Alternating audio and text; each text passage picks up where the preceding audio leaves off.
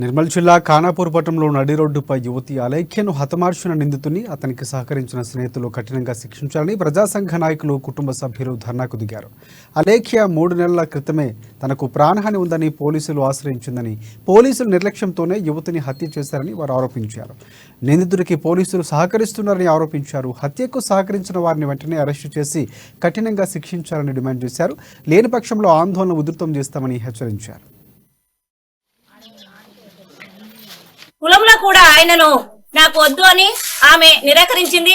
ఆ ప్రేమ వద్దు, అతను వద్దు, మా తల్లిదండ్రులు చేసిన పెళ్లే నేను చేసుకుంటాను చెప్పినప్పటికీ ఆమెను వెంటాడుతూను ఆమెను ఎప్పుడు కూడా కనిపెడుతూ ఆమెను చంపడానికి ఒక ఆయుధం కూడా తయారు చేసుకొని శ్రీకాంత్ అనే వ్యక్తి ఆమెను రోజు రోజు కూడా కనిపెడుతూ ఉండి వెంబడిస్తూ ఆమెను పట్టబగలే నడి రోడ్డు పైన ఖానాపూర్ పట్టణంలో సభ్య సమాజం సిగ్గుపడేలా ఆమెను హత్య చేయడాన్ని మేము తీవ్రంగా ఖండిస్తున్నాము.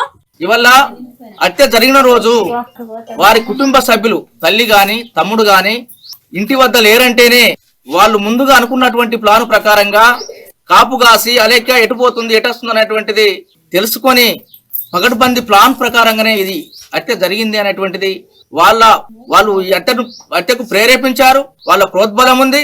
వాళ్ళంతా కుమ్మక్కై చేసినటువంటి హత్య తప్ప ఇది మరొకటి కాదు. ఇప్పటికైనా పోలీసు అధికారులు